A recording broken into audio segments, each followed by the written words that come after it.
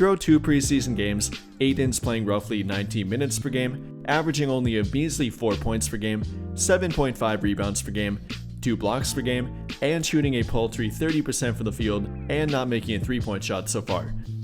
So yes, if you're purely box score watching and seeing what fans are saying on Twitter during the games or maybe after the game, it's probably not been very positive and more so negative. But is that really the case? Has Deandre Ayton been terrible for them? Is he not working already? And is it already time to give up on him? Which is even laughable to say that. In my opinion, no. Not even close, and in fact, many of the people saying that are outright lying. They're trying to cause controversy, and they probably have not even turned on the game yet.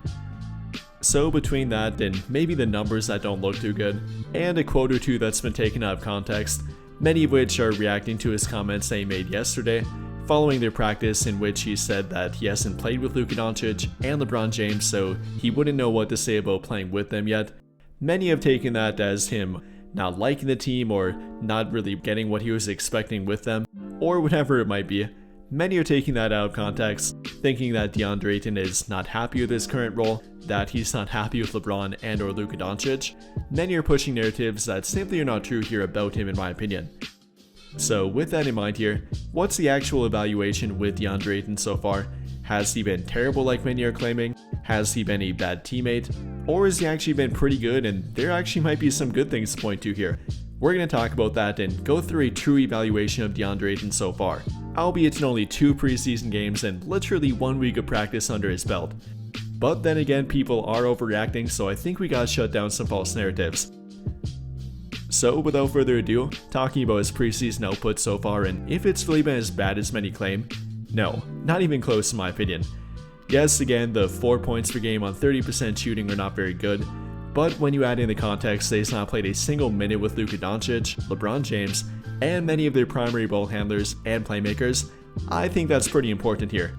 I mean, not running pick and roll with Luka Doncic, obviously that's going to affect him. That's the guy that he's going to run the most pick and roll with.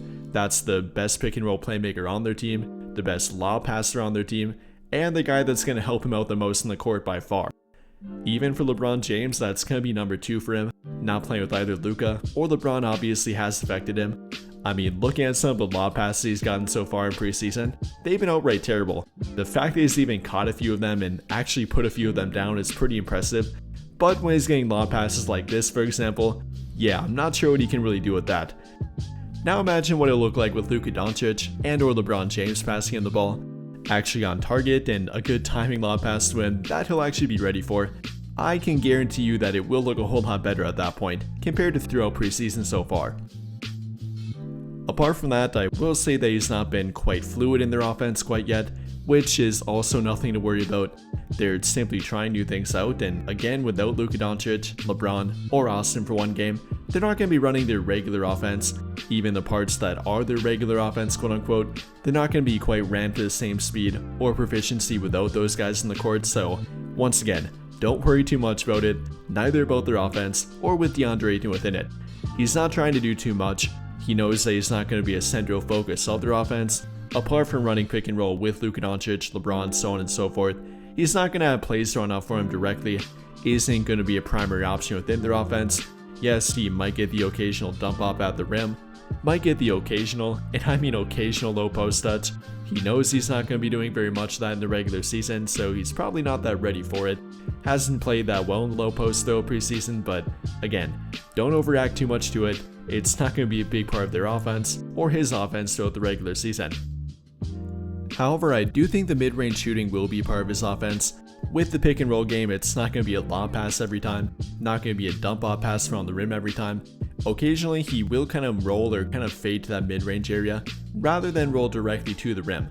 That will actually give more space for Luka Doncic, LeBron, Austin, whatever player he's playing with in the pick and roll game, to get directly to the rim. And if both the help defender and the primary defender closes out on them, that will give Deandre Ayton a mid-range shot, which he's shown a little bit throughout preseason. Like on this play, for example, their first possession against Golden State the other night, him and Gabe Vincent running a pick and roll, and rather than rolling directly to the rim, he stops around that free throw line extended. Gabe Vincent gives him a bounce pass, and Deandre Ayton takes the mid-range shot and directly knocks it down too.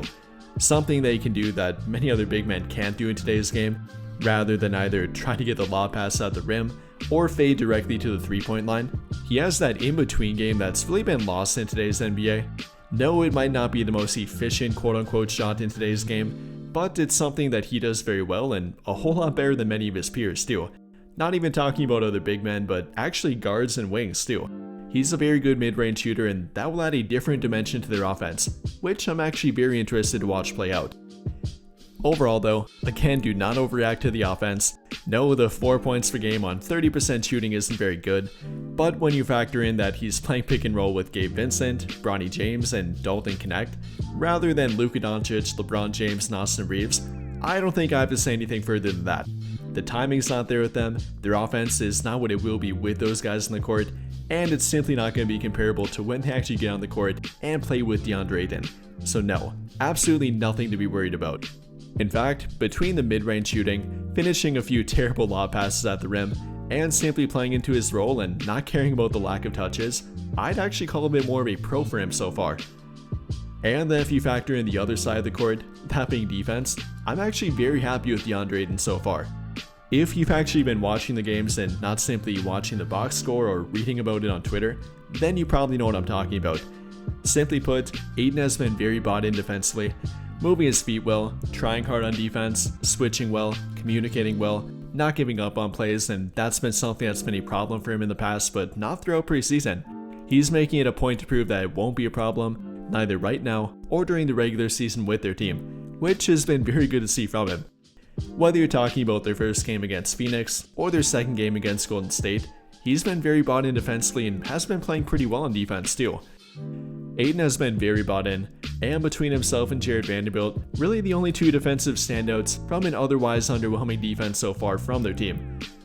But you can directly point to it with him, making good individual defensive plays, good team defensive plays, communicating well, and pretty much doing exactly what they want from him on defense. But I think that'll pretty much do it for this one. And if you enjoyed the video, then I'll greatly appreciate it if you drop a like, subscribe to the channel if you have not already, and hit that notification bell to never miss out when I upload a video. But as always, thank you for watching and have a great day or night.